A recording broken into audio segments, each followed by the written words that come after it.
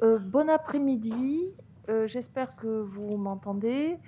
Eh bien, je voudrais tout d'abord, remercier les organisatrices de m'avoir, invitée à présider, cette séance. Donc je m'appelle Isabelle Delplat, je suis professeure de philosophie et cet après-midi donc est, consacré à un thème particulièrement important et difficile, dans le cadre d'une discussion plus générale sur un conflit dans la qualification des faits. Et donc notre séance porte sur l'inceste selon l'État et les institutions judiciaires. Il y a une légère interversion dans l'ordre des présentations. Et je vais donc tout de suite donner la parole à Marie-Pierre Porchy, qui est magistrate en retraite, autrice de l'ouvrage Les silences de la loi, un juge face à l'inceste, qui est sorti donc en 2003 et réédité en 2021. Et sa communication va donc porter sur l'inceste, un interdit variable. Donc, Madame Porchy, je vous donne tout de suite la parole et merci Merci. beaucoup pour votre présentation. Merci. Tout d'abord, merci de m'avoir invitée. Alors effectivement, bon, je me présente en 2 secondes, hein. Je suis à la retraite depuis 2 ans et j'ai donc été magistrat pendant toute mon existence, donc une trentaine d'années. Et j'ai envie de vous dire que si aujourd'hui j'ai encore envie de parler de ce sujet, c'est que j'ai l'impression qu'il est toujours aussi maltraité qu'avant, ou en tout cas, il y a eu des évolutions avec la loi d'avril 2021, mais en tout cas, il a bien fallu quand même, je dirais, réfléchir à cette question pendant très très très longtemps pour que les choses bougent un peu. Alors, le titre de mon intervention, j'ai eu envie de l'appeler effectivement un interdit très variable, parce que tout d'abord, on sait que l'inceste, c'est un interdit universel. Hein, on ne devrait normalement pas avoir besoin de le mettre dans notre droit interne, puisqu'il est censé être structurant de nos civilisations, c'est ce que disait Lévi-Strauss. Euh, on constate qu'il est quand même aujourd'hui, et ça nous saute à la figure, un interdit universellement transgressé, hein, puisqu'on sait aujourd'hui que, comme ça nous a été dit ce matin, une personne sur 10 a été victime d'agression sexuelle ou de viol pendant l'enfance, et 50% avant la majorité et dans l'intrafamilial. Donc c'est l'inceste. Ce qu'il faut savoir, alors je ne vais pas faire, parce que j'ai quand même pas énormément de temps, euh, autrefois, dans l'histoire, ce qu'il faut savoir, c'est que l'agression sexuelle subie par, enfin plus exactement, la relation sexuelle subie ou vécue, devrais-je dire, par un enfant, qu'elle soit d'ailleurs intrafamiliale ou pas, n'est pas considérée comme une infraction au préjudice d'un enfant. Un enfant n'est pas victime dans notre histoire. Vous avez d'abord la société qui reproche conjointement à la victime, enfin plus exactement à l'enfant et à l'auteur, une espèce d'infraction conjointe qui fait que ce qui s'est passé est une infraction à la morale d'abord. C'est d'abord une infraction à la morale. Et avant que ça devienne une infraction au préjudice d'un enfant, il faudra attendre très très très longtemps. Voilà, donc il faut avoir ça en tête, que victime et auteur sont co-auteurs de l'infraction et que l'enfant n'est pas du tout considéré comme une victime. Alors, lorsque je suis arrivée dans la magistrature, je remonte un peu, mais je ne serai pas longue, c'était en 1983. Alors, évidemment, pour ceux que je vois ici présents, on a l'impression que ça peut être l'antéchrist, mais pas tellement finalement. En 1983, quand je suis arrivée comme juge des enfants dans le Nord, eh bien, les assistantes sociales signalaient une affaire d'inceste uniquement au juge des enfants, pas au procureur de la République. C'était inouï, une chose pareille. Hein. Alors, de temps en temps, ça allait jusqu'aux oreilles du procureur de la République. Et effectivement, il y avait de temps en temps des poursuites pénales, mais très aléatoires. Et l'inceste était quand même considéré d'abord comme euh, un problème d'assistance éducative. Moi, on me demandait de le traiter comme tel. Hein. Alors, c'était l'époque aussi où il y avait les gentils juges des enfants qui faisaient du civil et puis les méchants procureurs qui poursuivaient au plan pénal. On était encore dans cette espèce de dichotomie qui a quand même structuré les magistrats pendant pas mal de temps. Et puis, bon, après, évidemment, il y a eu un texte qui a obligé à informer le procureur de la République chaque fois qu'on dénonce des faits d'inceste au juge des enfants. Et là, heureusement, les choses ont été différentes. Moi, quand je suis sortie de la magistrature, d'ailleurs, j'étais en même temps qu'une collègue procureur de la République qui est arrivée dans la même petite ville que moi. Et évidemment, on a mis fin à cette pratique. Il était hors de question qu'on fasse de la protection de l'enfant et de l'assistance éducative, donc, sans parallèlement poursuivre les pères. Voilà. Il faut quand même avoir ça en tête parce que je pense que c'était massif qu'en France, on ne poursuivait pas les pères à l'époque. Voilà. Donc ça, c'est les débuts de mon expérience de juge des enfants. Qu'est-ce qu'il y a eu comme élément extrêmement marquant dans la société?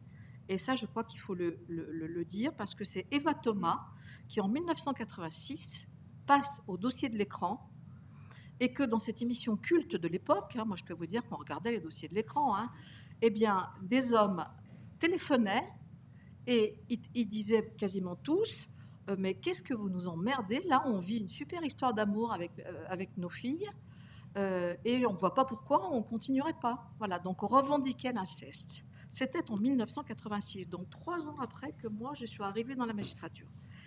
On a tout de suite après le procès de Saint-Brieuc en 1989, donc 3 ans après, une victime est condamnée pour diffamation parce qu'elle a dénoncé des faits incestueux qui n'avaient pas été jugés et qui étaient prescrits. À la suite de ce procès, les politiques s'en mêlent. Yvette Roudy, à l'époque, qui va dire ça, c'est pas possible. Et on arrive à la loi du 10 juillet 1989, qui va d'ailleurs avoir plusieurs conséquences. D'abord, on va faire remonter la prescription de l'action publique à partir de la majorité des victimes et non plus à partir des faits, comme c'était le cas auparavant, avant 1989. Et puis en 2013, suite à une question préjudicielle une QPC, le Conseil constitutionnel va rendre une décision qui permettra de dénoncer les faits désormais prescrits ou amnistiés, et les victimes donc ne seront pas poursuivies pour diffamation. Ça, c'est vraiment, je dirais, des faits de société qu'il faut retenir parce que c'est ce qui a ému la classe politique, tout ça. Voilà. Alors, les évolutions des textes, il y en a eu. On a toujours pu poursuivre les auteurs si on avait voulu. Mais ça n'était pas une infraction spécifique, c'est-à-dire qu'il fallait toujours se référer à viol, agression sexuelle. Bon, vous savez tous la différence. Un viol, c'est quand il y a pénétration. Agression sexuelle, quand il n'y a que attouchement.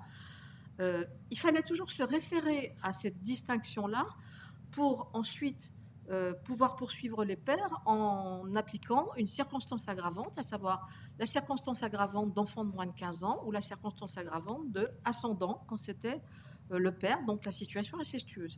Donc si on avait voulu, on aurait toujours pu poursuivre les pères. Mais on ne le faisait pas forcément. Voilà, ça c'est vraiment important parce que les structures mentales quand même sont encore bien présentes dans nos têtes. Voilà. Et puis, bon, alors, toute petite parenthèse, moi, bien avant 2016, et qu'on mette le terme inceste dans la loi, je travaille à un projet de loi où, enfin, on parle de l'inceste en tant que tel, on le nomme, on parle quand même beaucoup de l'importance des mots dans la loi, et puis surtout, on pose l'interdit. Je vous expliquerai tout à l'heure ce que ça veut dire selon moi. Mais pas de chance, cette loi ne passe pas parce qu'au Parlement, il faut bénéficier d'une niche parlementaire pour pouvoir faire prospérer une proposition de loi. Et donc, ça tombe à l'eau. Voilà. Et il faut attendre 2016 pour que, ensuite, on mette le terme inceste dans la loi, alors même que c'est, à mon avis, une loi qui ne sert à rien, parce qu'on sait très bien que c'est de l'inceste quand c'est un père qui a une relation avec sa fille, sauf que là, on oublie de poser l'interdit quand même. On met juste le terme inceste et on ne pose pas l'interdit. Alors, la question qui s'est posée, qui à mon avis était essentielle, et c'est la raison pour laquelle moi j'ai pris ma plume en 2011 et que je l'ai reprise récemment, juste pour vous dire dans quelles conditions j'ai réécrit ce bouquin. Je pensais qu'il dormirait de sa bonne mort, jusqu'à voilà. Et le jour où Camille Kouchner passe à l'émission Les dossiers de l'écran sur... pas les dossiers de l'écran, qu'est-ce que je dis? Sur la grande librairie, pardon. Et on m'appelle, on me dit, il faut que vous veniez sur le plateau. Et je dis, mais vous avez vu que mon bouquin, il a 18 ans? Et on me dit, eh ben oui, il faut venir parce que ça n'a pas changé depuis 18 ans. Donc je viens, et ensuite, grâce à cette émission, je réédite mon livre en ajoutant un petit peu, d'ailleurs un chapitre sur la justice restaurative, puisque c'est un sujet qui m'intéresse beaucoup. Voilà, donc aujourd'hui, la question qui s'est posée avant la loi d'avril 2021, c'était est-ce que l'interdit de l'inceste était posé dans la loi, sachant que on pourrait se poser la question, est-ce que c'est nécessaire de le poser dans la loi, sachant qu'il y a un interdit universel? Ça, c'est une avocate qui m'a un jour attiré mon attention là-dessus. Je dis, c'est très bien vu. Si on doit le poser, ça veut dire qu'on peut le retirer. Donc, il ne faut pas le dire, parce que ça devrait être naturel. Eh bien non, en fait, je pense que dans notre droit interne, il faut le poser, cet interdit-là. Alors, pourquoi est-ce qu'il est posé et pourquoi est-ce qu'il n'est pas posé? Il n'est pas posé lorsque, au moment de l'acte incestueux, il faut prouver que l'enfant était sous l'empire de la violence, contrainte, menace, surprise. Alors, je ne vais pas détailler ce que ça veut dire, parce que si vous avez envie de le lire, c'est très détaillé dans mon livre, je donne des exemples très nombreux. Ça n'empêche que c'est une réflexion extrêmement importante, parce que avant cette loi très bienvenue d'avril 2021, systématiquement, pour prouver un viol ou une agression sexuelle incestueuse, il fallait d'abord prouver que l'enfant avait été soit sous l'empire de la violence physique ou morale, soit sous l'empire de la contrainte, et il fallait caractériser quelle contrainte, soit sous l'empire de la menace, soit sous l'empire de la surprise. Et si on n'arrivait pas à prouver ces éléments-là, parce que c'était les éléments constitutifs, on ne pouvait pas établir qu'il y avait un viol ou une agression sexuelle. Voilà. Moi, j'ai été à Lyon témoin d'un procès qui, à l'époque, avait beaucoup fait parler de lui. C'était l'époque du Minitel. Les parents avaient filmé leurs ébats sexuels avec leurs enfants, vendu la cassette, à l'époque c'était des cassettes, sur, c'était pas le web, c'était qu'est-ce que c'était avant le web d'ailleurs, je ne sais même plus. Hein. Oui. Bref, ils vendent cette cassette, un policier tombe dessus, trouve ça absolument effrayant. Sur cette cassette, on voit un enfant qui a l'air d'avoir 10-12 ans, qui a des érections et qui fait l'amour à sa mère, et le père qui filme. Cette affaire est jugée, et là, le procureur de la République dit, au moment du jugement, ça n'est pas un viol. Parce qu'aucun élément ne démontre qu'il était contraint. D'ailleurs, vous voyez, il a une belle érection. Alors évidemment, on est tous complètement épouvantés. On se dit, mais qu'est-ce que c'est que ce pervers de procureur de la République? Et en fait, non, il ne fait que appliquer la loi, et qu'il faut changer un peu la loi, ou en tout cas, il faut essayer de voir les choses autrement. Voilà. Donc, lorsque les choses évoluent un petit peu, 3 août 2018, là, c'est quand même la loi Schiappa qui évolue dans la mesure où on établit que la contrainte peut être physique ou morale, et surtout, et on aurait pu penser que c'était suffisant, la contrainte morale peut résulter de la différence d'âge existant entre l'auteur et la victime, et de l'autorité de droit ou de fait que l'auteur exerce sur sa victime. Donc ça, on vise à l'évidence l'inceste. Cela dit, on ne dit pas que c'est de l'inceste, mais quand même on dit qu'on peut caractériser la contrainte par cette autorité de droit ou de fait qui s'exerce sur la victime. En réalité, c'est bien plus compliqué que ça, parce que la loi n'utilise jamais le terme consentement, la loi utilise le terme contrainte.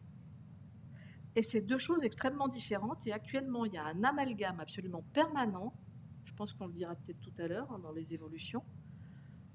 Pourquoi est-ce que souvent les procureurs ne poursuivent pas? Je pense que c'est beaucoup parce que on ne regarde pas s'il y a eu du consentement, on regarde s'il y a eu de la contrainte.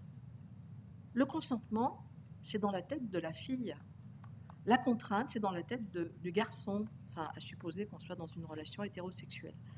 Donc, ça, c'est vraiment fondamental de le comprendre, parce que pour qu'on puisse poursuivre, il faut qu'on considère que la contrainte est établie. Et il ne suffit pas de dire « j'étais pas consentante ». Voilà. Donc, il y a vraiment un malentendu autour de ça. Bon, pour ne rien vous cacher, je suis en train d'écrire un second livre rien que là-dessus, parce que je trouve qu'il y a une telle méprise dans toute la société sur ces deux termes, qu'il y a des malentendus, mais absolument permanents là-dessus. Voilà. Alors, bon, je ne vais pas trop développer, mais alors, à l'époque, heureusement c'est fini, il y avait une infraction que je trouvais mais d'une perversité totale, c'est la notion d'atteinte sexuelle sans violence ni contrainte ni surprise, l'article 222-22-1, qui heureusement maintenant est supprimé depuis la loi de 2021. Alors, qu'est-ce qu'elle disait qu'est-ce que disait cet article? Il disait, bon, l'enfant n'a pas été contraint, il n'a jamais été victime de violence, il n'a pas été menacé, mais quand même, il peut se plaindre de la relation sexuelle qu'on lui a fait vivre. Alors, on pourrait penser que c'est un pseudo-interdit, sauf que pour moi, c'est exactement le contraire. Comment est-ce qu'on peut imaginer qu'un acte sexuel, quel qu'il soit, commis sur un enfant, puisse considérer comme n'être pas violent? Mais c'est une ineptie. Alors même que lorsque l'enfant va chez le psy, il va justement essayer de se soigner du fait qu'il a été victime de la violence suprême, surtout dans l'inceste. Donc, de mon point de vue, il y a toujours de la violence et puis surtout toujours de la contrainte, parce qu'un enfant ne peut pas s'extraire d'une relation sexuelle incestueuse, même d'une relation sexuelle tout court d'ailleurs, souvent. En tout cas, il ne peut pas dire non, précisément parce que c'est un enfant. Donc, moi, j'ai toujours dit, il faut absolument supprimer l'exigence de caractériser contrainte, violence, menace, surprise. Et lorsqu'on dira telle relation sexuelle, alors prouver qu'il y a eu la relation sexuelle, par contre, ça c'est une nécessité, entre tel enfant et l'auteur, eh ben ça suffit. Et c'est puni de. Et là, on pose l'interdit. Voilà, je ne sais pas si je me suis bien fait comprendre, mais pour moi, c'est fondamental, ça. Et je pense que c'est fondamental aussi pour les auteurs. Hein. Là, moi, il y a un slogan qui est utilisé au Canada et que je trouve extraordinaire, parce que pour une fois, on s'adresse à l'agresseur et non pas à l'enfant. C'est « un enfant n'est jamais un partenaire sexuel possible ». Ah, ça, je trouve que ça, c'est une trouvaille. Hein. Parce que pour une fois, on parle aux hommes. Voilà. Et on ne parle pas qu'à l'enfant. Vous savez, quand vous dites à un enfant, ton corps est à toi, à mon avis, ça vaut 0, ça. Parce que quand c'est son père, hein, on ne peut pas s'extraire de cette relation, c'est pas possible. Hein. Voilà. Donc, l'atteinte sexuelle sans violence ni contrainte, pour moi, c'était une ineptie. C'était même quelque chose qui bousillait les enfants sur le plan psychologique quand ils allaient chez le psy. Parce que quand il allait chez le psy, on lui disait « Mais tu sais, c'est quand même très interdit ce qu'on t'a fait. Et t'es pas responsable, hein, t'es pas coupable, c'est l'autre. » Et la loi lui disait « Ah ben non, tu vois, il n'y a pas de contrainte ni de violence. » Voilà. Donc, il y avait une espèce de truc complètement pervers. La loi demandait sans cesse à l'enfant, et je suis contente de pouvoir utiliser l'imparfait, en quoi est-ce que tu étais contraint d'accepter cela? L'auteur, en général, disait « Ah, mais moi, je n'ai pas contraint l'enfant ». Il était d'accord avec la confusion permanente entre la contrainte et le consentement, et avec cette espèce de projection que font quasiment tous les agresseurs sexuels, parce que c'est inhérent à la situation du pédocriminel que de projeter son propre désir sur l'enfant. Hein. Alors là, 9 sur 10 vous disent, dans le cabinet du juge d'instruction, ça nous fait dresser les cheveux sur la tête, mais ça n'empêche qu'ils le disent toujours. C'est pas moi qui désirais l'enfant, c'est l'enfant qui me désirait. Voilà, ça c'est un truc. Alors on trouve que c'est monstrueux, mais ça n'empêche qu'ils le disent tous. Et je pense même qu'ils y croient. Parce qu'on est précisément dans ce dysfonctionnement, dans la pédocriminalité. Donc, tout ça pour vous dire qu'enfin, le 21 avril 2021, arrive cette loi vraiment très attendue. On pose l'interdit de l'inceste, c'est-à-dire qu'on n'a plus du tout besoin de caractériser violence, contrainte, menace, surprise. L'interdit est posé. Sauf que, et c'est quand même peut-être vraiment l'insuffisance quand même de cette loi, c'est que on pose l'interdit que jusqu'à ce que l'enfant ait 18 ans. Alors, on est quand même toute la vie l'enfant de ses parents, hein, donc normalement, une relation sexuelle avec son père ou sa mère, c'est quand même toute la vie, c'est pas forcément que jusqu'à 18 ans. Sauf que le législateur a voulu qu'on pose cet interdit jusqu'à 18 ans. Après, on peut toujours faire poursuivre l'auteur, sauf qu'il faut prouver violence, contrainte, menace, surprise. Voilà. Donc, voilà, bon, je ne vais pas trop développer parce que je vous ai dit l'essentiel. Ce que j'ai envie de vous dire, parce que tout ce qui a été dit ce matin, ça m'a un peu fait développer.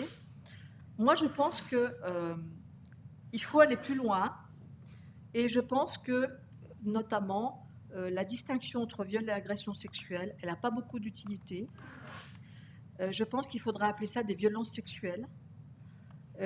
Sachant que l'inceste, c'est bien au-delà qu'un crime sexuel, c'est surtout un crime contre la génération.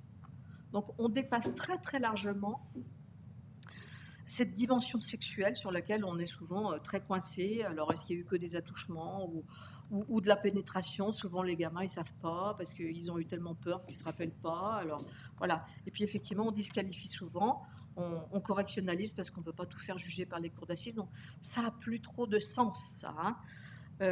Voilà, donc moi je pense qu'il faudrait revoir cette distinction entre viol, agression sexuelle et tout qualifié en violence sexuelle. Je pense qu'il faudrait vraiment penser la distinction entre le consentement et la contrainte, parce que je pense que la société nous y oblige, hein, sachant que les gens pensent tous qu'on s'intéresse à l'absence de consentement. Ben non. L'absence de consentement n'intéresse pas le législateur. C'est juste la contrainte qui intéresse. Voilà. Alors après, vous aurez tout un tas de gens qui vont vous dire que c'est trop compliqué d'être dans la tête d'une fille. C'est pas faux, hein, parfois. Mais quand même, je pense qu'il faudrait faire évoluer les choses, sachant par exemple que, vous voyez, au Canada, eh ben, ils examinent le consentement. Donc je ne sais pas trop comment ils l'appliquent, par contre, parce qu'effectivement, il faut quand même après établir la preuve du non-consentement, ce qui n'est pas absolument évident. Mais bon, vous voyez, dernièrement, pas plus tard que dans mon entourage, je ne vous dirai pas qui, une fille sort avec un garçon qu'elle connaît depuis pas très longtemps, couche avec lui. La fille n'a pas envie parce que, enfin, elle ne veut plus parce qu'il n'y a plus de préservatif. Il force un peu la chose. Relation sexuelle. Est-ce qu'il y a une absence de consentement? Est-ce qu'il y a de la contrainte, sachant que si elle veut, elle peut très bien se sauver de l'appartement? Vous voyez, c'est toutes ces questions-là qui sont quand même un peu, hein, voilà, pas faciles. Hein. Voilà, ça concerne beaucoup de situations. Hein. Voilà. Alors, ça, c'est un peu mes pistes de réflexion. Je pense aussi qu'actuellement, et je me rends compte de ce que vous avez dit ce matin, je me suis dit, mais il y a un décalage total entre les visions de la société et puis le droit, les décisions des tribunaux. On a l'impression quand même que de temps en temps, enfin, il y a un océan maintenant. Hein. Alors, je ne sais pas si on est, si on est complètement hors sol dans la justice, si effectivement, alors même que la société a besoin de repères de façon absolue. Justement, il faut que, à mon avis, on puisse... Moi, j'aime bien cette expression que j'avais utilisée dans un article du Monde.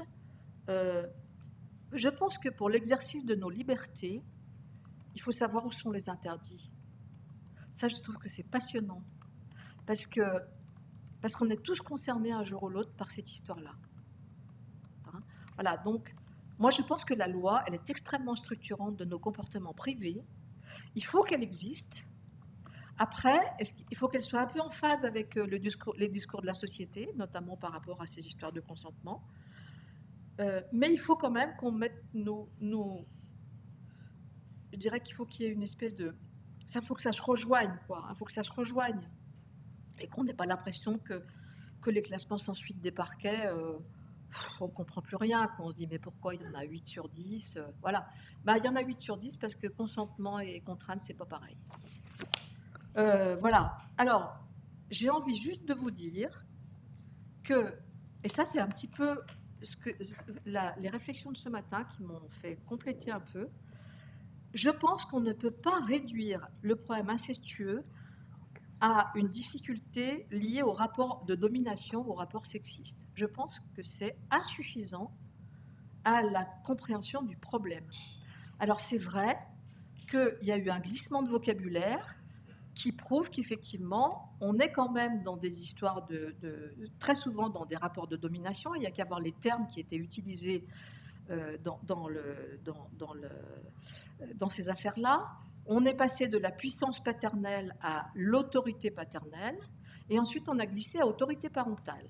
Donc ce glissement en dit très long sur les évolutions qu'il y a eu. Donc on a bien évolué.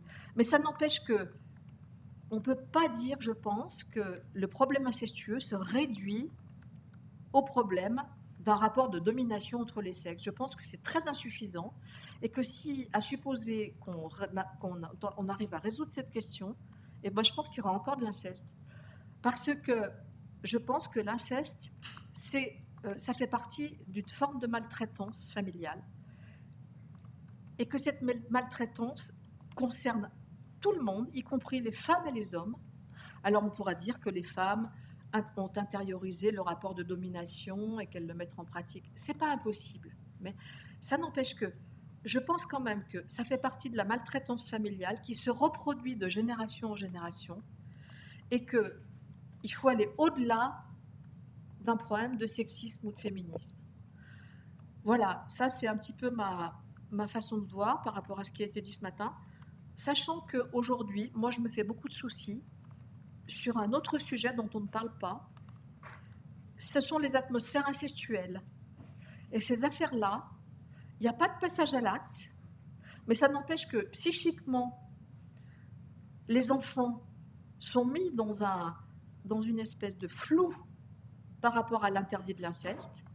Et à l'heure actuelle, où beaucoup de couples divorcent et que souvent en garde alternée, posez la question autour de vous, de ceux qui ont des enfants et qui ont une semaine chacun l'enfant, et ben vous verrez que très souvent, ils dorment dans le lit de maman et la semaine d'après dans le lit de papa. Ça s'appelle des atmosphères incestuelles qui font qu'on ne passe pas forcément à l'acte, mais ça n'empêche qu'il y a, à mon avis, une espèce de clivage. Ce clivage-là, il faut qu'il existe. On ne doit pas, normalement, avoir de contact physique. On ne doit pas aussi, psychiquement, être sans arrêt en osmose avec son parent qui est un peu malheureux parce que maman l'a laissé tomber ou papa l'a laissé tomber. Donc, on a tous, en tant qu'adultes, quand on a vécu ça, quelquefois le besoin du petit corps de l'enfant qui réconforte. Mais ça, à mon avis, c'est très mauvais pour l'enfant. Et si j'avais qu'un conseil à donner aux gens, c'est surtout, sauf s'il a 42 fièvres, qu'il dorme dans son lit. Parce que ces atmosphères incestuelles, vous allez voir que ça va nous exploser à la figure et qu'on va avoir peut-être même des incestes maternels. C'est pour ça que, vous voyez, limiter ça à un problème de féminisme, à mon avis, c'est très insuffisant. Et j'ai très peur que dans 10 ans, on ait ce tabou qui saute des femmes incestueuses. Voilà, c'est le gros nouveau danger. Moi, c'est ce qui m'inquiète beaucoup. Voilà, je ne vais pas plus loin parce que j'en ai peut-être suffisamment dit, mais je développerai volontiers d'autres choses. Voilà. Merci.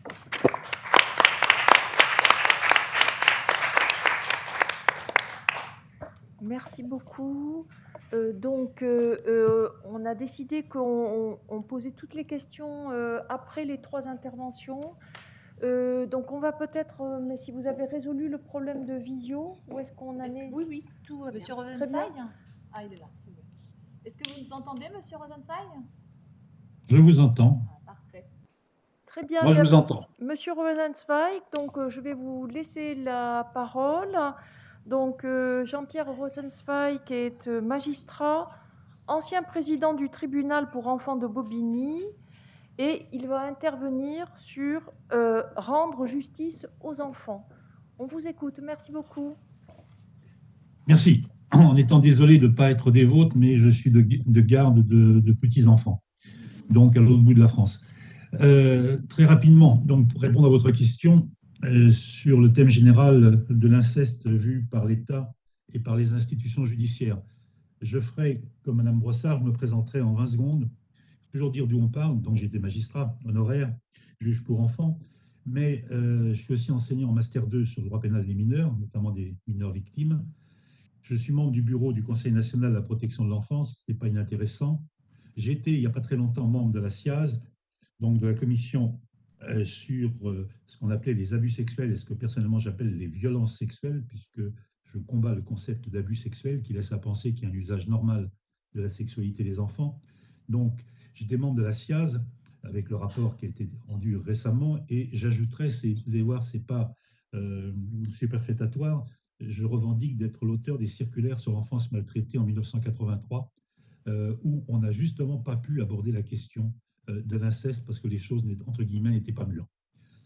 Alors, cette présentation faite, et pour cette présentation personnelle faite et pour les quelques minutes dont je vais disposer, je vais essayer de compléter l'intervention qui vient d'être faite sur la prise de conscience récente qui est en train de s'opérer, non pas sur la réalité du phénomène, le fait qu'il existe, on a toujours su que l'inceste existait, on a toujours su qu'il était moralement blâmable, on vient seulement d'en prendre conscience de l'ampleur, et d'une manière générale, on vient de prendre conscience de l'ampleur des violences sexuelles, le chiffre qui a été rappelé de 5 500 000 personnes qui prétendent avoir été victimes de violences sexuelles le temps de leur minorité. Là, le fait nouveau, c'est qu'on est en train de prendre conscience de l'impact sur les victimes des actes qu'ils ont pu supporter. Je prends une illustration très concrète. Quand j'ai vu dans mon cabinet des personnes qui avaient 70, 72 ans, monsieur qui arrivait dans un cabinet pour venir effectivement nous restituer ce qu'ils avaient vécu au séminaire quelques 65 ans plus tôt. Et quand je voyais ces hommes arriver fringants dans notre bureau pour témoigner, et que 3/4 d'heure plus tard, 1 heure plus tard, les mêmes étaient en larmes, nous expliquant que toute leur vie avait été marquée par les faits qu'ils avaient supportés, de tout cela, on n'en était pas conscient. Et je reprendrai au passage le propos de Monseigneur Barbarin, qui lui-même, devant la commission à laquelle je siégeais, est venu dire c'est seulement récemment que l'Église a pris conscience, non pas qu'elle avait violé ou que ses membres avaient violé l'interdit, mais de la souffrance qu'elle avait infligée aux personnes.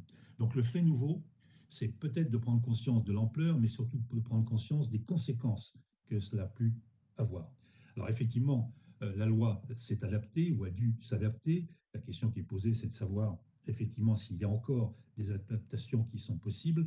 Mais par-delà la loi, la question qui est posée, c'est est-ce qu'il n'y a pas, pas seulement bien sûr à veiller à l'application de la loi, mais est-ce qu'il n'y a pas des réponses autres que des réponses judiciaires qui doivent se développer? En d'autres termes, quelle est la modernité de l'approche qu'on doit avoir du sujet? Au passage, ça m'amène à faire immédiatement 2 remarques par rapport à votre thème général, où vous dites l'inceste vu par l'État et les institutions judiciaires. Je rappellerai que la justice, elle est commandée par la loi. Ça a été dit tout à l'heure par ma collègue, des décisions judiciaires peuvent apparaître abracadabrantes, elles sont souvent conformes à la loi. Et ceci dit, les magistrats peuvent contribuer à infléchir la mise en œuvre de la loi, sinon les termes mêmes de la loi en dénonçant ses lacunes. Dans plein de domaines, on pourrait l'illustrer. Mais la deuxième chose qui est importante, c'est que la loi elle-même, elle est liée au débat social. Il ne suffit pas de faire des lois, il faut encore que la société, j'allais dire, soit consciente des problèmes qui sont posés. Alors, une fois qu'on a dit ça, revenons quelques instants, et je vais croiser ce qui vient d'être dit, mais en le prolongeant, sur la prise de conscience récente des violences sexuelles qui viennent de s'opérer et qui vient de s'opérer, pardon, où on a eu le sentiment, et on le sait désormais, que les enfants peuvent être victimes de violences sexuelles dans la famille, majoritairement dans la famille, mais aussi dans les institutions qu'ils peuvent croiser, que ce soit l'Église, l'Éducation nationale, les foyers de l'enfance. Mais fondamentalement, effectivement, c'est au sein de la famille. Donc le premier réflexe, c'est de réaffirmer l'interdit, et spécialement d'appeler un chat, je ne m'y arrêterai pas puisque ça a été développé il y a quelques instants, la difficulté pour qu'il y ait le mot inceste dans la loi avec le sens que ça pouvait avoir. Et par rapport à la réflexion qui était restituée de l'avocate qui s'interrogeait sur la nécessité de mettre dans la loi la condamnation de l'inceste, eh ben, c'est le b.a.-ba. beaucoup d'interdits existent dans la société. Le droit pénal, c'est un interdit qui est sanctionné par des peines. D'autres termes, au sommet, j'allais dire, des prises en compte et des considérations sociales. Donc c'est évident qu'il faut que ce soit dans le code pénal, avec des sanctions pénales, que l'interdit soit posé, et pas seulement dans le registre de la morale ou des règles de la société. Alors tout ça pour dire quoi? Qu'il a fallu effectivement différents combats qui ont été restitués tout à l'heure pour que la loi vienne dire explicitement que ce n'était pas seulement une circonstance aggravante d'une infraction, mais que c'était en soi une infraction criminelle que de commettre l'inceste. Et il a fallu toute une série de lois pour en arriver là, mais je m'arrêterai simplement, et je rejoindrai ou illustrant le propos de ma collègue d'il y a quelques instants, c'est que on a fait une énorme erreur en 2018 sur laquelle nous avons appelé l'attention des pouvoirs publics, mais on n'a pas été entendu à l'époque. Alors pourquoi je restitue cette erreur? C'est tout simplement parce que ça illustre les résistances qui peuvent exister. En 2018, fier comme Artaban, Mme Schiappa nous a annoncé sur les histoires de jeunes filles de 11 ans qui avaient été violentées par un homme de 28 ans une fois, un autre homme de 20 ans, qu'on allait avoir une loi qui serait forte et qui serait claire.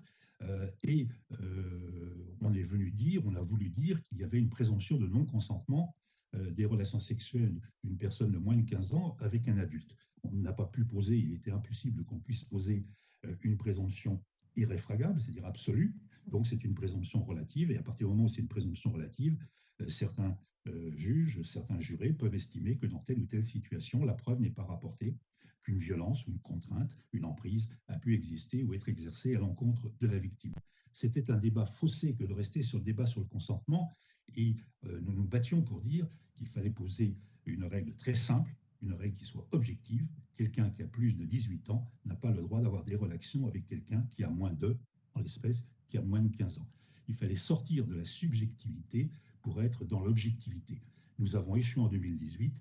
L'affaire de Versailles, quelques temps plus tard, a démontré que nous avions raison, que la loi n'avait servi à rien, qu'on s'était payé de mots. Et en 2021, nous avons obtenu qu'effectivement, il soit dit « touche pas à l'enfant, tu as plus de 18 ans, tu ne dois pas toucher un enfant de 15 ans ».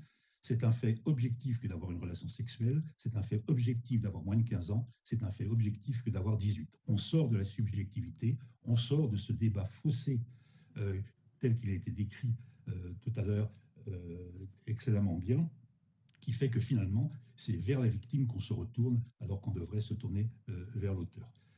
Les choses sont claires, maintenant les adultes savent qu'ils ne peuvent pas avoir de relations sexuelles avec les moins de 15 ans, et dans le champ de l'inceste, il n'y a pas de seuil d'âge, c'est moins de 18 ans. C'est clair, net et carré, on est sorti du débat sur le viol, où il faut faire la démonstration que quelqu'un a exercé une contrainte sur quelqu'un d'autre. Maintenant, on est sur l'objectivisation, et ça, c'est une avancée historique qui a été acquise. Je vais très vite parce que je vois que l'ami Durand veut intervenir rapidement. Moi, je vais essayer d'être très rapide pour qu'il puisse se connecter et intervenir. Donc, quitter mes notes et pour aller plus vite. Donc, je vous ai dénoncé l'erreur qui avait été commise. Reste maintenant, et qui a été rattrapée, je pense que sur le plan juridique, on a quasiment l'instrument, j'allais dire, qui est adapté aux choses. Alors bien sûr, on peut encore l'adapter, on peut encore le faire évoluer. Certains posent la question de l'imprescriptibilité des crimes commis sur les enfants, et spécialement de l'inceste. Vous savez qu'on a une autre approche qui veut qu'il y ait une hiérarchie des normes et des interdits. On ne peut pas mettre sur le même pied une violence sexuelle avec la Shoah. Il y a des limites qu'on ne saurait dépasser. Sauf à, mais tenons le débat, engageons le débat et tenons-le, effectivement, quand on peut démontrer que 10% de la population est victime d'inceste, est-ce qu'on n'est pas au niveau d'un dysfonctionnement sociétal et d'un crime contre l'humanité? Il faudra oser développer ce type de raisonnement, mais on pourrait l'avoir. Allez, tout ça pour dire que la question de l'imprescriptibilité n'est peut-être pas la question essentielle. Et d'autant plus, et vous le savez aussi bien que moi, c'est valable pour les violences intrafamiliales qu'extrafamiliales, qu'à l'initiative du parquet de Paris, reprise par la chancellerie, désormais, on n'hésite pas à engager des enquêtes de police pour faire la vérité sur les faits, même si on sait que ça ne débouchera pas sur une réponse pénale. Et là, on touche au fond des choses. Est-ce que rendre justice à celui qui a été victime de violences sexuelles incestueuse ou pas incestueuse? Est-ce que ça passe par la condamnation de son agresseur? Ça passe par le fait qu'il soit dit qu'effectivement l'un est la victime, l'autre est le prédateur, qu'éventuellement l'un présente ses excuses à l'autre, mais ce n'est pas toujours le débat sur les excuses, on l'a encore vu au niveau de la SIAZ, mais qu'au moins les choses soient claires dans qui a fait quoi et qui est responsable de quoi et qui porte le poids de la culpabilité. Ce n'est pas la victime qui porte le poids de la culpabilité. On sait tous, c'était dit encore il y a quelques instants, que les prédateurs ont tendance à rendre coupables ceux dont ils ont abusé. Donc le débat sur l'imprescriptibilité, à mon avis, aura perdu une grande partie de son intérêt, parce qu'effectivement, désormais, les parquets n'hésitent pas à faire engager des enquêtes de police pour faire établir la vérité. On peut aussi avoir un autre débat, qui est le débat sur la castration, sur la sanction donc, et sur la castration chimique, pas seulement en termes de sanctions, mais là encore en termes d'aide qui peut être apportée, j'allais dire, à l'auteur. J'ai en tête des situations, à travers un film que j'ai vu sur LCP, de gens qui étaient des délinquants sexuels et qui, effectivement, souhaitaient qu'on les traite avant qu'ils ne repassent à l'acte. On devrait avoir le débat sur la castration chimique et son développement plus qu'on l'a à l'heure actuelle. Tout ça pour dire et pour terminer que s'il peut y avoir des avancées juridiques sur la prescription, sur la castration, sur les enquêtes qui peuvent être menées, etc., je pense qu'il faut aller par-delà la loi. Il ne faut pas se contenter du débat juridique et judiciaire. Ne fût-ce que pour un raisonnement qui est très simple, c'est qu'il y a des blocages, j'ai dit tout à l'heure, il y a des blocages institutionnels, sociétaux, chez les victimes qui n'osent pas parler, chez les gens qui savent qui n'osent pas parler, chez les policiers qui n'enquêtent pas, chez les magistrats qui ne prennent pas en considération suffisamment les choses.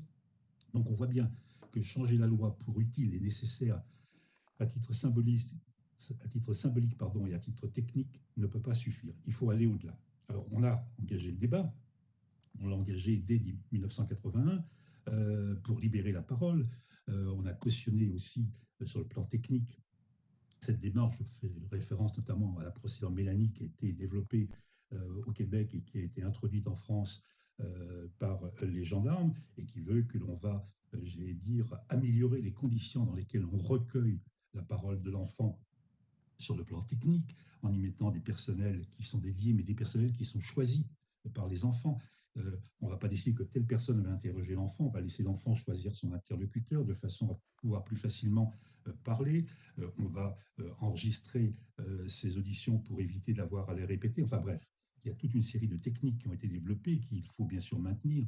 Il faut maintenir la formation des policiers dans ce domaine. Je ne suis pas sûr qu'elle ait été maintenue pour mieux recueillir la parole des enfants. Il faut bien entendu ouvrir les yeux, c'est d'avoir une capacité à décrypter les violences sexuelles commises sur les enfants. Et là, tout récemment, j'ai vu passer, mais je ne l'ai pas encore lu, un travail fait par l'Académie de pédiatrie qui essaye de former mieux que ce n'est le cas à l'heure actuelle les médecins à identifier des actes de violence.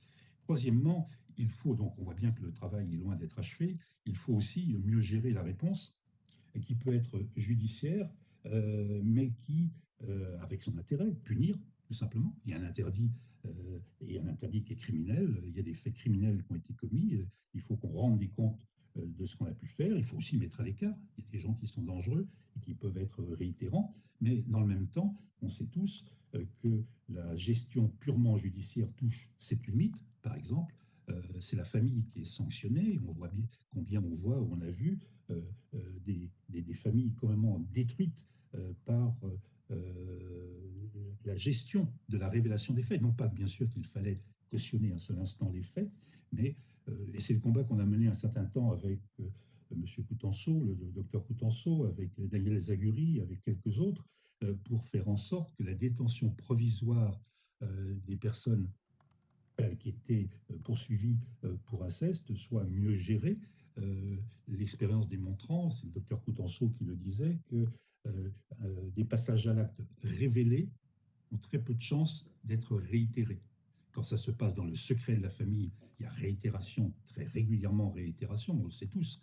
Quand des enfants sont victimes d'inceste, ce n'est pas sur un acte, mais c'est sur une multiplication des actes. En revanche, lorsqu'il y a révélation de ces actes, publicisation de ces actes, il y a relativement peu de passages à l'acte. Est-ce qu'on ne peut pas, et comment, et là on va retrouver la justice restaurative, est-ce qu'on ne peut pas, j'allais dire, par-delà la réponse judiciaire de condamnation et de rappel de l'interdit, est-ce qu'on ne peut pas développer une réponse qui soit mieux adaptée à l'enfant par rapport à ce qu'il a vécu et qui le restaure mieux que ce qui est le cas à l'heure actuelle, et qui s'attache, certains commencent à le faire à l'heure actuelle, qui s'attache aussi au prédateur lui-même, qui certes est coupable, mais qui en même temps souffre pour un certain nombre d'entre eux de difficultés et de perversions auxquelles il faut pouvoir s'attacher. Allez, tout ça pour dire que ce qui est intéressant dans le sujet qu'on a à traiter, c'est que, je terminerai par cela, c'est qu'il nous amène pas seulement à réfléchir à l'adéquation de l'instrument juridique qu'est la loi, il nous amène pas seulement à réfléchir sur les blocages qui peuvent exister, les résistances qui peuvent exister pour la mise en œuvre de la loi, et Dieu sait qu'il y en a, et si j'illustre une nouvelle fois mon propos, la loi Schiappa qui voulait déboucher sur des réponses fermes criminelles, débouchait finalement sur la correctionnalisation des affaires. Donc on avait tout faux, on avait une loi qui était complexe et on avait une loi qui banalisait les réponses judiciaires. Donc il faut effectivement s'attacher à développer des réponses judiciaires, mais il faut, et c'est le troisième point le plus important, c'est que ce sujet nous amène à réfléchir pas sur la loi et les blocages de la loi, mais à réfléchir sur ce qu'est rendre justice aux enfants. Et rendre justice aux enfants, de mon point de vue, c'est pas seulement, ça passe par, ne me fasse pas dire ce que je n'ai pas dit. Il n'est pas question, bien sûr, de paralyser les réponses judiciaires et, j'allais dire, les condamnations solennelles qui doivent être prononcées. Mais la justice ne peut pas penser qu'elle est quitte avec la victime seulement en condamnant l'agresseur. Il faut quelque part, et c'est tout l'intérêt des démarches sociales, de la justice restaurative, de reconstruire quelque chose qui fasse qu'on ne s'en arrête pas seulement aux actes qui ont pu être posés et qui ont pu être supportés par la victime. Alors bien entendu, tout va dépendre des situations. Et c'est là où il faut encore une fois faire preuve d'intelligence, c'est faire du sur-mesure. Et on peut poser des cadres généraux, on peut avoir de grandes orientations, mais à chaque situation, il faut trouver la réponse qui est apportée. Alors, le problème qui nous est posé, il est une nouvelle fois, j'allais dire, très, très basique, très matériel. Est-ce que nous avons en nombre et en qualité les policiers, les gendarmes, les procureurs, les juges qui vont être capables de traiter l'ensemble de ces situations? Et deuxièmement, est-ce que nous avons les services sociaux, médico-sociaux, psychiatriques, psychologiques, qui soient de nature à accompagner des démarches judiciaires modernes? Mettre des gens en prison, c'est un problème. On construit des prisons, c'est assez facile, construire des murs. Mais mettre en œuvre des équipes médico-sociales, psychiatriques, capables d'accompagner un enfant qui était victime de l'inceste et d'avoir une approche systémique, c'est plus compliqué. Voilà, ma conclusion, puisque c'était la question qui était posée, je pense que la justice s'est réveillée parce que la société elle-même s'est réveillée. Le législateur a fini dans une démarche de crabe, mais au passage, j'ai oublié de vous dire que s'il avait une démarche de crabe, c'est parce qu'il était encore dans l'idée que l'enfant pouvait mettre en cause d'une manière injustifiée des adultes. En réalité, on voulait protéger les adultes, on n'était pas conscient des violences faites aux enfants, on était d'abord dans l'idée qu'il fallait protéger les adultes contre les accusations faites par les enfants. Je pense que ces verrous-là a sauté. On a désormais une loi qui est plus objective. Et de ce point de vue-là, nous avons enfin obtenu satisfaction. Le thème, c'est « touche pas l'enfant, sinon tu iras en prison ». Maintenant, dernier élément qui nous est posé, est-ce qu'on va être capable, par-delà la loi, d'inventer les mécanismes qui rendent réellement justice aux victimes? Ça ne passe pas que par la seule condamnation pénale, ça ne passe pas que par le retrait de l'autorité parentale. Si c'était ça, ça serait trop simple et trop simpliste.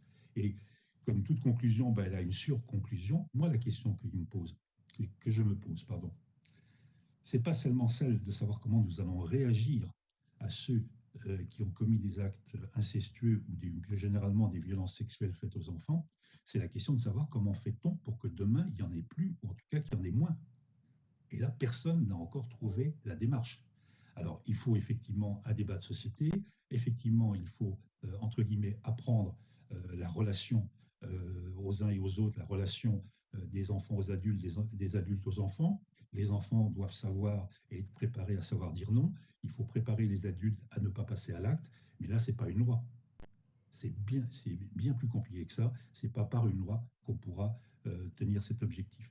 Donc, mon résumé, il est très simple, hein. On peut avoir de belles lois, mais l'enjeu, ce n'est pas de punir, l'enjeu, c'est de faire qu'il n'y ait pas de passage à l'acte. Je vous remercie. J'étais un peu long, mais j'étais perturbé par le fait que je sais que M. Durand doit intervenir, donc j'ai un peu débridé mon intervention. Pardonnez-moi. Merci beaucoup.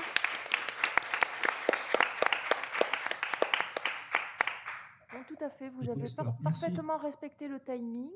C'est parfait. Je suis obligé de vous quitter parce que j'ai Oui. mes obligations. Je vous laisse. Merci beaucoup. Donc, nous allons laisser la parole à Monsieur Édouard Durand, donc également magistrat, coprésident de la Civis. Alors, est-ce que Monsieur Durand est avec nous? Oui. Oui, très bien.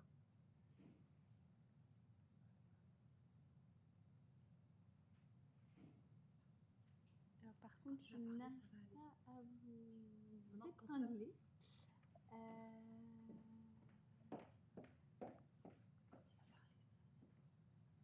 Ok.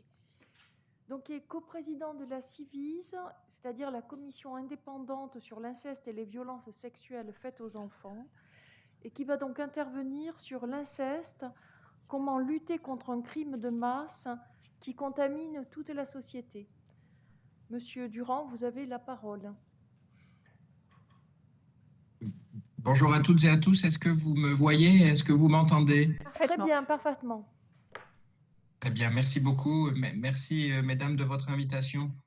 Je suis très heureux de pouvoir participer à ce colloque, de le faire en visioconférence malheureusement, mais c'est une manière quand même de participer et de le faire avec mes deux collègues que je viens d'entendre. Vous l'avez dit, je suis magistrat, juge des enfants essentiellement. J'étais juge des enfants à Marseille et à Bobigny principalement. Et j'ai également été coprésident de la commission violence du Haut Conseil à l'égalité entre les femmes et les hommes, dans laquelle nous avons beaucoup travaillé pour que la loi du 21 avril 2021 puisse exister. Et depuis 1 an maintenant, je suis coprésident de la commission indépendante sur l'inceste et les violences sexuelles faites aux enfants. Et je vous remercie de me donner l'occasion de m'exprimer à ce titre aussi. Le 21 septembre dernier, la commission indépendante a lancé un appel à témoignages. Et 4 mois plus tard, nous avons reçu plus de 10 000 témoignages de femmes et d'hommes moins souvent, de femmes le plus souvent, parce que les violences sexuelles sont des violences sexuées. Massivement, elles sont commises par des hommes et massivement, elles sont subies par des femmes ou des filles, comme le dit d'ailleurs la Convention d'Istanbul, à laquelle la France est partie. Les violences domestiques affectent de manière disproportionnée les femmes et les filles, même si dans l'enfance, la part de victimes de sexe masculin est plus importante que pendant l'âge adulte. 10 000 témoignages, c'est un nombre absolument considérable. Et il faut vraiment avoir conscience qu'un mouvement social d'une telle ampleur dit quelque chose d'une aspiration très forte des personnes qui ont été victimes de violences sexuelles dans leur enfance à une plus grande justice, une aspiration à la mesure de leur déception. Depuis que je suis à la tête de cette commission, je reçois des personnes qui ont 40, 50, 60, 70 ans, qui nous téléphonent, qui nous écrivent, qui viennent à nos réunions publiques et que nous rencontrons dans l'intimité du bureau de la commission. Ce sont des personnes d'une très grande dignité. Ce sont des personnes qui nous parlent aussi d'un présent perpétuel de la souffrance. Ces personnes disent « J'ai l'impression de payer toute ma vie pour ce que j'ai subi ».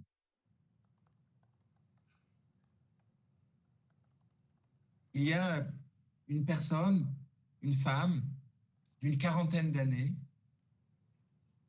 qui avait déménagé, qui habitait dans une nouvelle maison et en s'installant dans cette maison, elle ne comprenait pas pourquoi elle avait un malaise lorsque elle entendait le bruit de la chaudière de sa nouvelle maison. Et progressivement, elle a compris qu'à chaque fois, elle avait un malaise parce que lorsque son père la violait, il le faisait à côté de la chaudière pendant que sa mère était dans la salle de bain pour repérer le moment où la mère allait sortir quand la chaudière s'arrêterait de fonctionner. Ceci s'appelle le psychotrauma. L'état des connaissances nous oblige aujourd'hui à prendre mieux en compte l'extrême gravité des violences sexuelles sur les personnes qui les subissent, et notamment l'inceste. Une extrême gravité qui va jusqu'à retirer des années d'espérance de vie. Et comme je le disais à l'instant, la plupart des personnes qui nous contactent sont des personnes qui ont été victimes d'inceste parce que l'inceste est la première des violences sexuelles commises contre les enfants. Et la question que je me pose est, qui voulons-nous protéger? L'inceste est un crime contre l'humanité du sujet. Nous prenons place en ce monde par celle qui est la nôtre au sein de la famille où nous naissons, unique et inaliénable. Nous construisons notre personnalité, notre singularité, notre rapport au monde, en fonction de la façon dont nos besoins fondamentaux, à commencer par notre besoin de sécurité affective et relationnelle, ont été satisfaits au moment de notre enfance, au sein de la famille où nous avons été accueillis et où nous avons grandi. L'inceste est un vol. L'effraction dans le corps par le sexuel est une attaque d'une violence extrême de l'intégrité, de la dignité et de la liberté de la personne. Quelque chose est volé, violé, arraché. Non pas seulement l'insouciance de l'enfant, car les enfants sont des gens sérieux qui ne traversent pas l'enfance dans l'insouciance, mais dans l'espoir de devenir autonomes. L'inceste est une perversion. Le passage à l'acte sexuel de l'adulte ou du plus grand, si l'agresseur est un frère aîné ou un cousin mineur lui aussi, est toujours une perversion du besoin affectif et de sécurité de l'enfant. Il y a toujours une asymétrie physique, cognitive, émotionnelle et affective entre l'adulte ou le plus grand qui agresse et l'enfant victime. L'inceste est une trahison.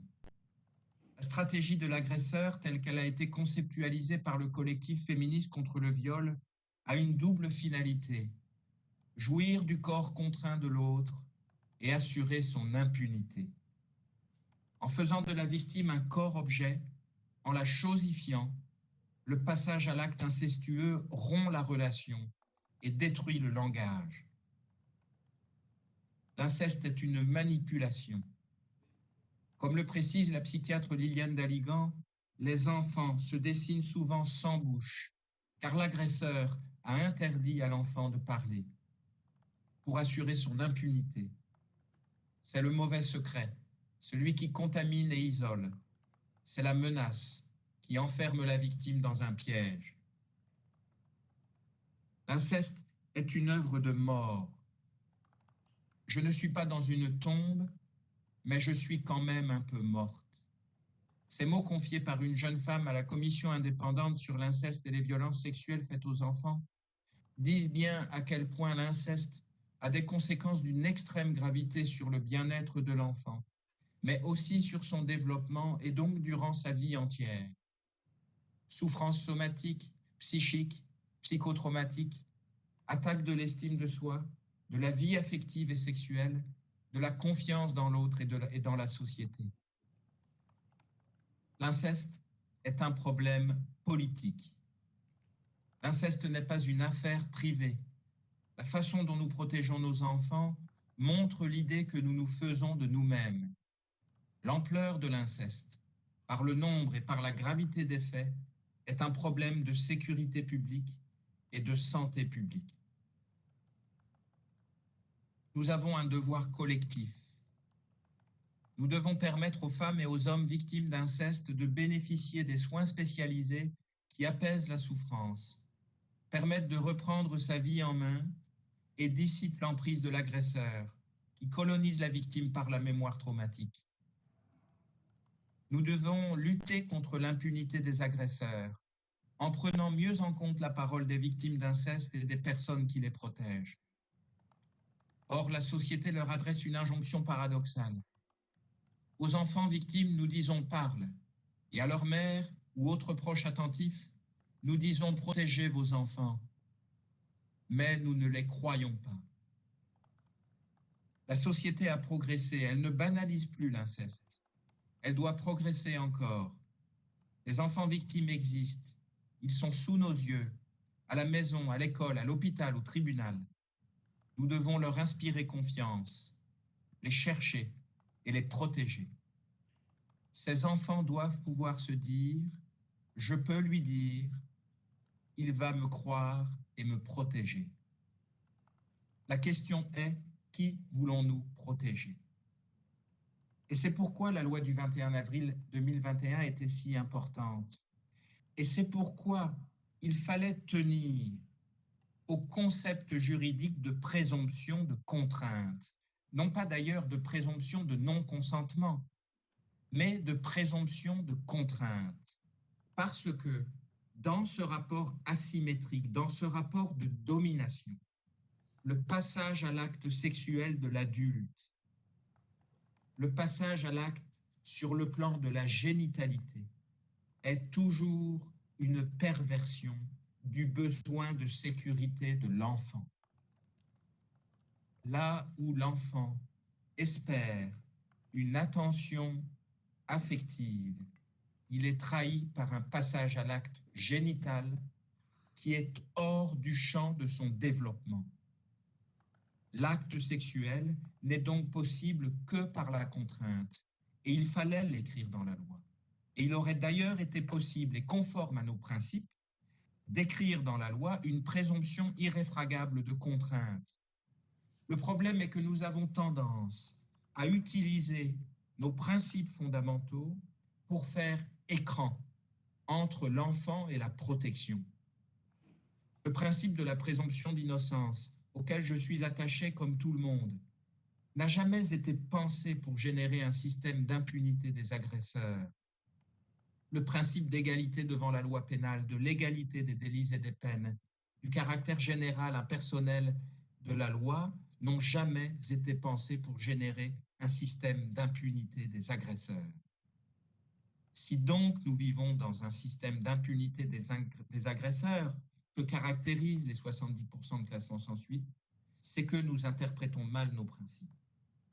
C'est la raison pour laquelle le 27 octobre 2021, la commission indépendante sur l'inceste, les violences sexuelles faites aux enfants, a publié son premier avis, que nous avons appelé « Protéger les enfants victimes d'inceste » à propos des mères en lutte.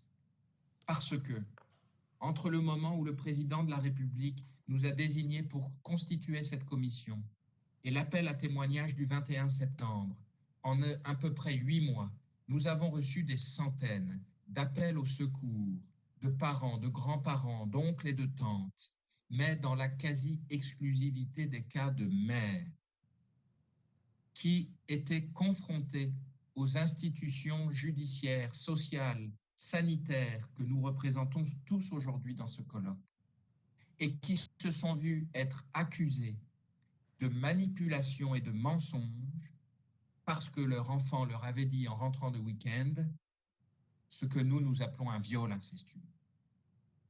Cette réalité existe, mais nous préférons accuser les mères de mentir que de protéger les enfants. C'est pourquoi nous avons fait 3 préconisations. La première, dès lors qu'une enquête pénale est en cours pour inceste, le parent qui ne fait pas l'objet de l'enquête pénale doit être protégé de toute poursuite pour non-représentation d'enfants. La question est, qui voulons-nous protéger? Il faut bien que l'enfant soit quelque part. Ce n'est pas rien de faire l'objet d'une enquête pénale. Avez-vous déjà fait l'objet d'une enquête pénale pour inceste? S'il y a une enquête pénale pour inceste, il est légitime de protéger l'enfant et de protéger le parent protecteur. Cette préconisation est devenue une norme dans le Code de procédure pénale par le décret du Premier ministre du 23 novembre 2021. Il a fallu moins d'1 mois pour que la première préconisation de la Civise devienne une norme effective en droit français. C'est un délai rapide spectaculaire. Nous avons préconisé, deuxièmement, que dès lors que le procureur de la République poursuit un parent incestueux devant le tribunal correctionnel pour agression sexuelle incestueuse, devant le juge d'instruction pour viol incestueux, dès lors qu'il y a des poursuites pénales, il faut suspendre automatiquement, par effet de la loi, l'autorité parentale du parent mis en cause et le droit de visite et d'hébergement du parent mis en cause. La question est, qui voulons-nous protéger? Ça n'est pas rien d'être mis en examen pour viol incestueux. Il y a 70% de classement sans suite. Si dans les 30% qui restent, le procureur de la République enclenche des poursuites, alors il est légitime de protéger l'enfant sans attendre. Ça n'est pas plus contraire à la présomption d'innocence que ne l'est le contrôle judiciaire ou la détention provisoire. Comment se fait-il qu'une société pense qu'il est possible de priver un être humain de sa liberté avant qu'il ne soit jugé, mais qu'il est impossible de le priver de l'autorité parentale?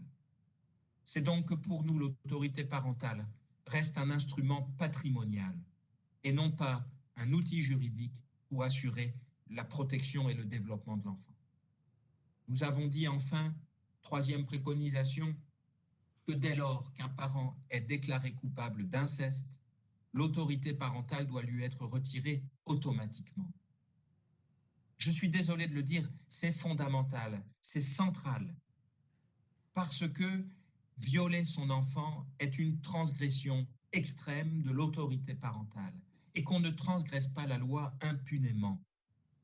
En outre, il est pervers que ce soit l'auteur du trauma qui soit celui qui autorise ou qui interdise les soins pour apaiser ce traumatisme. On ne transgresse pas la loi impunément. La question est, qui voulons-nous protéger? Je vous remercie de votre attention.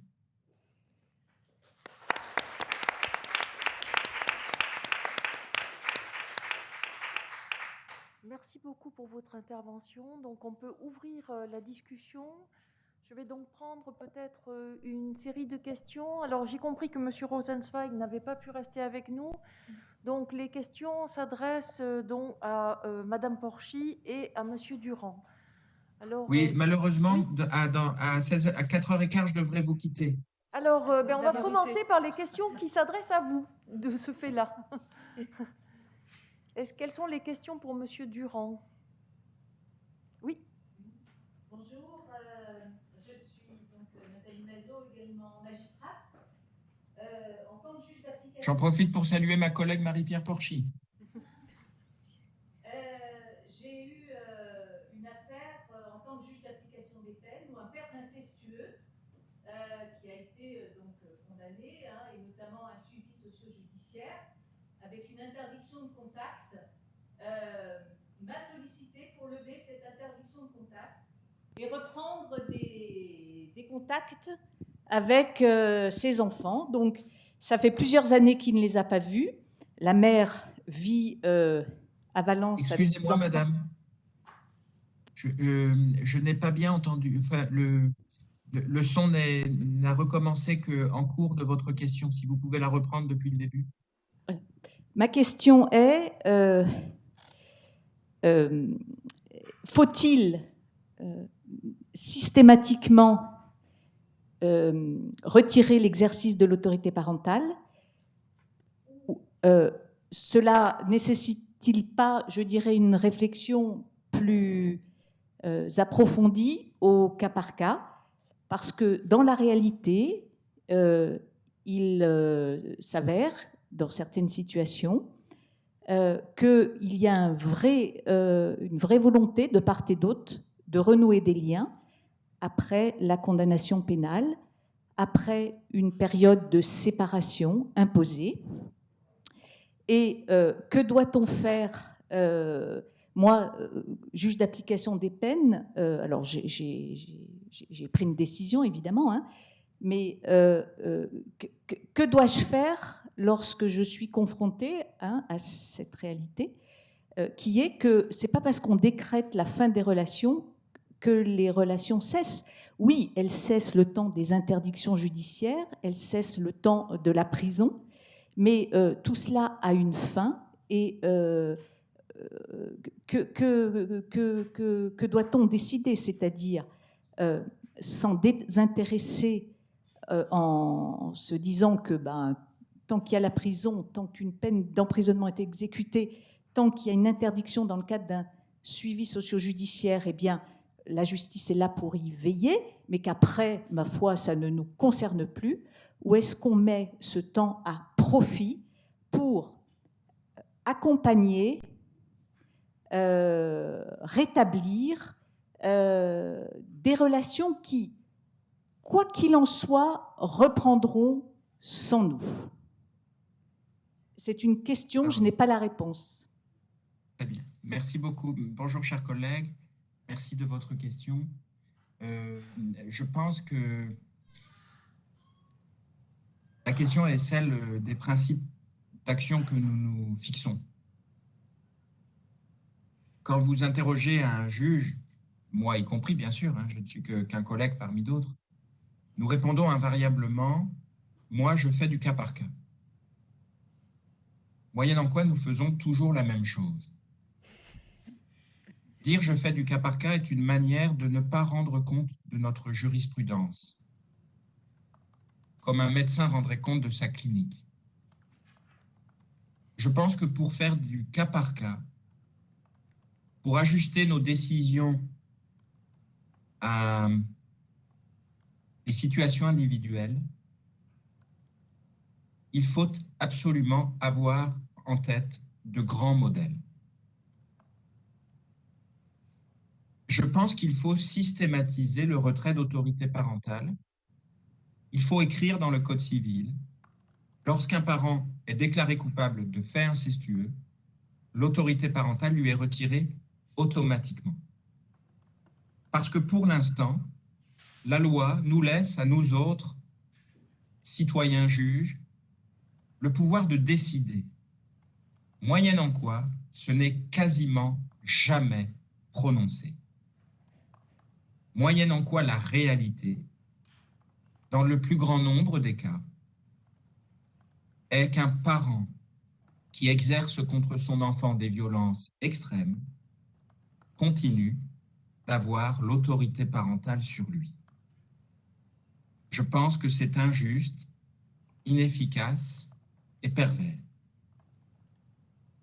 Quand je parle de grands modèles, je voudrais vous proposer une première série de modèles à laquelle je suis très attaché et qui me semble pouvoir donner des pistes pour répondre à la question jurisprudentielle que vous me posez. Et c'est ce que j'appelle, copyright Édouard Durand, les 4 registres de la parenté. Et nous avons tendance à faire une confusion entre ces 4 registres de la parenté qui sont pourtant complètement distincts les uns des autres.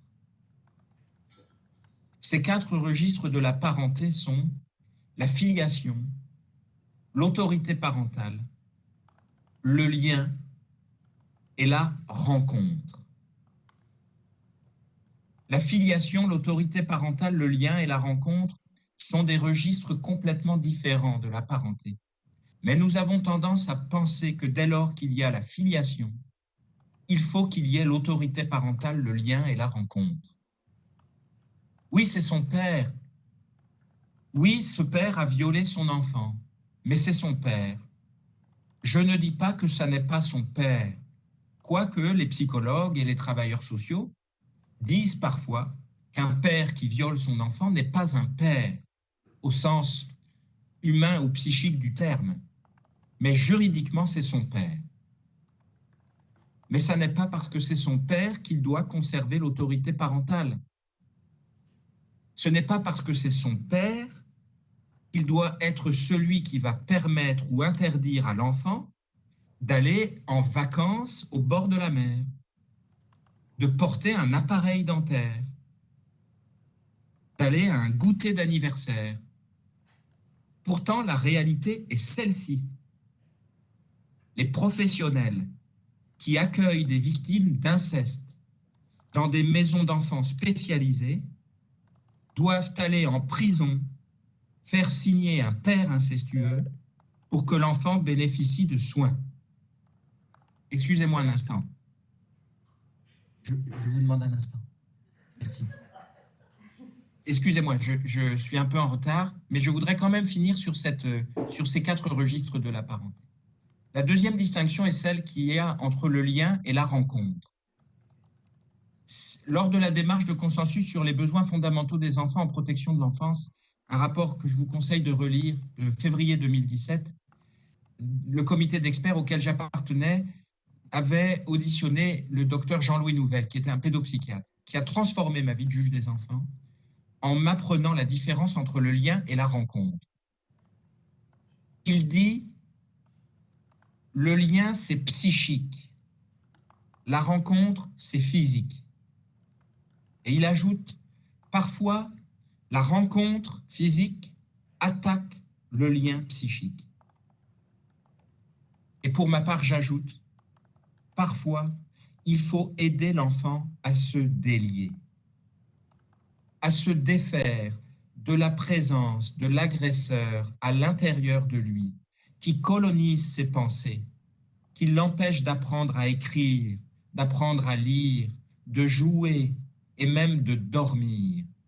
Parce que les enfants victimes font des cauchemars traumatiques. C'est d'ailleurs la raison pour laquelle ils veulent dormir avec leur mère. Je tiens quand même à le préciser. Parce que quand on fait un cauchemar traumatique, ce n'est pas la même chose que quand on fait un cauchemar non traumatique. Le cauchemar traumatique n'intervient pas au même moment du cycle de sommeil. Et il est extrêmement difficile pour l'enfant de se rendormir. Parce qu'au moment du cauchemar, il produit de façon abondante l'hormone de stress qui s'appelle l'adrénaline et qui l'empêche de se rendormir. Pour pouvoir s'apaiser et s'endormir, il doit produire une autre hormone apaisante qui s'appelle l'ocytocine. Et pour produire de l'ocytocine, il doit avoir un contact corporel avec un petit animal, par exemple. Mais le contact corporel qui va l'aider à produire l'ocytocine de façon suffisante pour se rendormir, c'est le contact corporel avec sa figure d'attachement principale. Il faut faire preuve d'un petit peu d'empathie pour les enfants, et encore plus pour les enfants violés, qui veulent simplement dormir.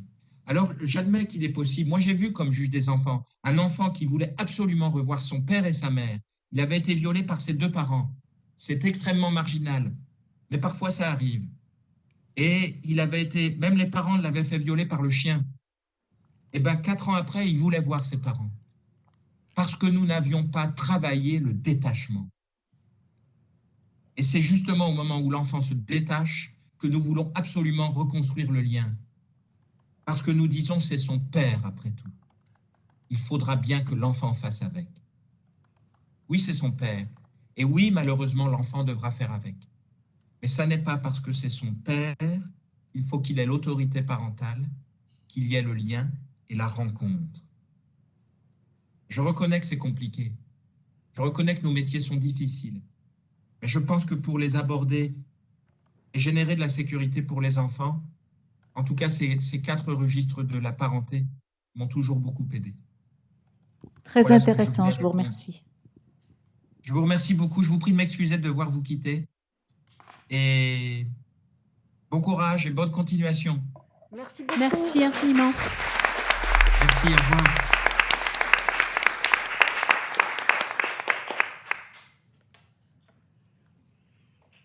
Eh bien, écoutez, merci d'avoir posé cette question qui a permis d'entendre un très beau développement. Comme donc Monsieur Durand ne peut pas rester pour discuter avec nous, est-ce qu'il y a d'autres questions qui suivent ou des réactions à son intervention? Oui. Pardon, on va juste faire Oui, passer prendre le micro, ah oui, je ne sais pas où il est.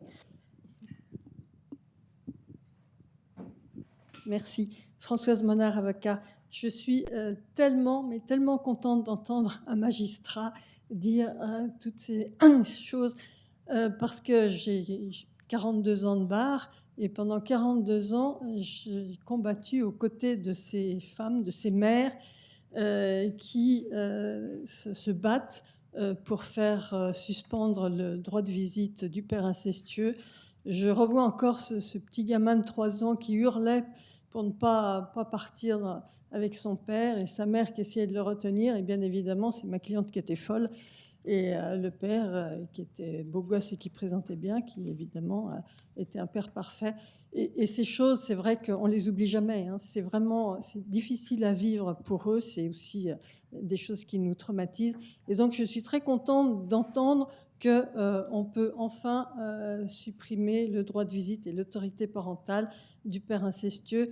Je vous promets que ça va changer pas mal de choses parce que c'est vrai qu'au cours des années, j'ai vu, c'est vrai qu'autrefois c'était, mais enfin c'est le père, il a bien le droit. C'est vrai que les femmes étaient systématiquement des victimes. Donc je suis très contente que ça évolue. Est-ce qu'il y a d'autres questions, d'autres remarques? Oui.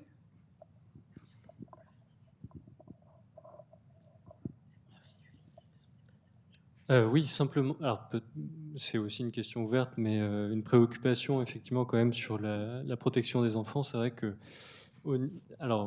pouvoir délier. Peut-être, pardon, vous pourriez vous excusez-moi. présenter. Pardon, je me suis pas présenté. Oui, je suis Quentin Bonal, donc je suis psychologue clinicien et puis je travaille au CRIAVS Île-de-France. Oui, c'est une préoccupation vis-à-vis de la protection de l'enfance. C'est vrai que si on favorise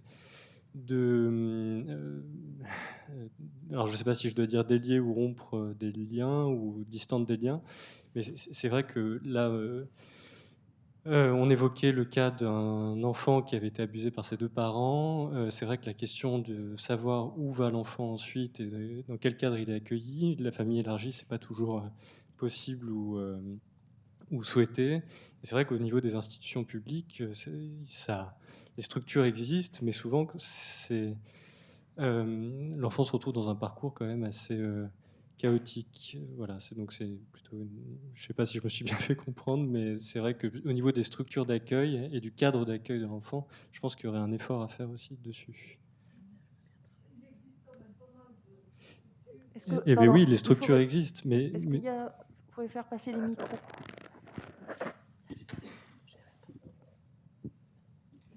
Oui, je réagis parce que je suis administrateur du Prado depuis plus de 30 ans et c'est une des structures qui reçoit les enfants victimes. Et bon, c'est vrai qu'ils font un travail extraordinaire. Hein. Et bon, à Lyon, on a quand même pas mal de structures qui permettent l'accueil des enfants avec tout ce que ça comporte de difficultés d'accueillir un enfant victime d'inceste de la part de ses 2 parents et du chien. C'est vrai qu'il faut quand même des professionnels là, qui tiennent vraiment la route. Hein.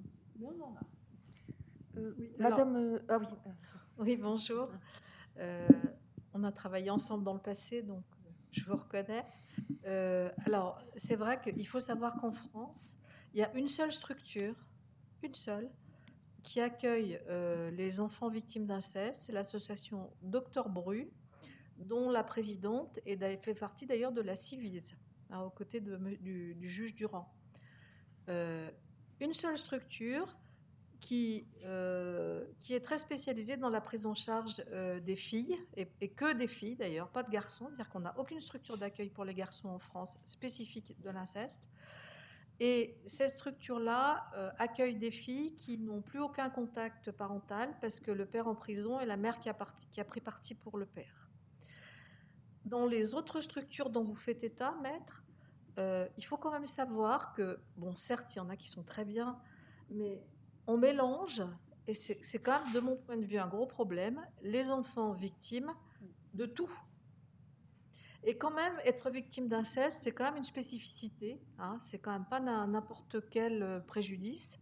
Et puis surtout, parce que c'est une façon de voir de tous les juges des enfants, c'est que parfois, il y a même des enfants délinquants qui sont dans ces structures-là, parce qu'on considère qu'un enfant délinquant, quand il est petit, on le traite en assistance éducative. Évidemment, c'est pas une mesure pénale, c'est une mesure civile, et on considère qu'il est victime de quelque chose probablement dans l'intrafamilial.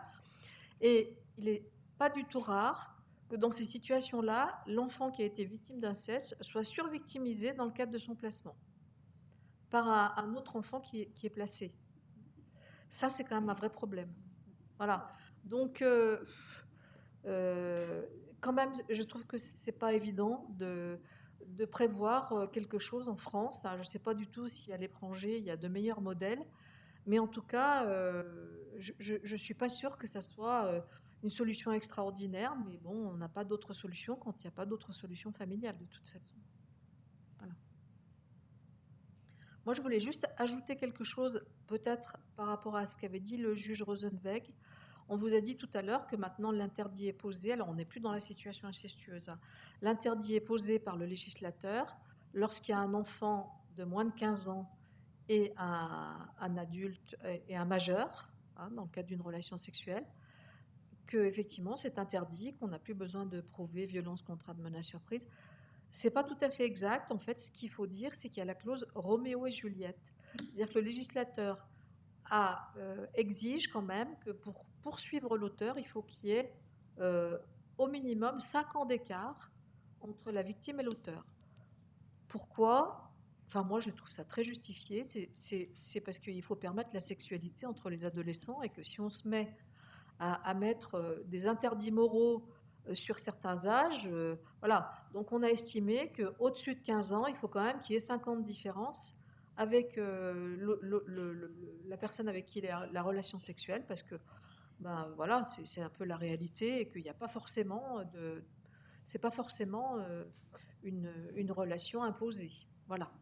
Donc c'est important de le dire, cette clause, que certains contestent. Voilà. Alors moi, je ne suis pas tellement d'accord, sachant que ce qu'il faut que vous sachiez aussi, c'est qu'en Europe, l'interdit d'une relation sexuelle entre un adulte et un enfant est situé en général entre 13 et 15 ans. Voilà, dans différents pays, 13, 14, 15. Voilà, je trouve que c'est un débat de société. Voilà, en France, on a dit 15. Voilà, juste cette petite précision sur la clause Roméo et Juliette. Très bien. Est-ce qu'il y a une dernière question ? Oui, bonjour. Donc moi, je suis Laure Ignace, je suis juriste dans la lutte contre les violences sexistes et sexuelles en général, et notamment au travail. Et c'est pas tellement une question que j'avais, c'était plutôt une réflexion sur la loi du 21 avril 2021 dont vous nous avez parlé, que j'ai bien suivie. Et je suis au regret de vous annoncer que le délit d'atteinte sexuelle sur mineur n'a pas été supprimé par cette loi. Non. En fait. Vous vous trompez. Non, je ne me trompe pas. Allez-y. En fait, il devait être supprimé. Ça a été débattu au cours des débats parlementaires. Et en dernière mouture, il n'a pas été supprimé, en fait, ce délit, qui est toujours en vigueur. Et donc, aujourd'hui, on ne peut pas poursuivre sur le nouveau viol sur mineur de 15 ans ou 13 ans. On peut pas les criminaliser si on n'arrive pas à démontrer violence, contrainte, menace ou surprise. Mais par contre, on peut poursuivre ces agresseurs devant un tribunal correctionnel pour un délit d'atteinte sexuelle sur mineur sans violence, contrainte, menace ou surprise. Voilà. Et donc, Et d'ailleurs, la loi, enfin, le délit d'atteinte sexuelle sur mineur dit bien maintenant, hors les cas de viol ou d'agression sexuelle prévus à la nouvelle section 3 du chapitre 2 du présent titre, un truc imbitable pour quiconque qui n'est pas juriste. Voilà, donc je voulais juste que tout le monde sache, parce que c'est important, je pense, de se rendre compte que le législateur ne va pas jusqu'au bout de sa logique et à laisser perdurer cette possibilité de déqualifier et de correctionnaliser beaucoup de viols. Oui, alors moi je me suis posé cette question-là parce qu'effectivement la loi vise des faits d'atteinte sexuelle.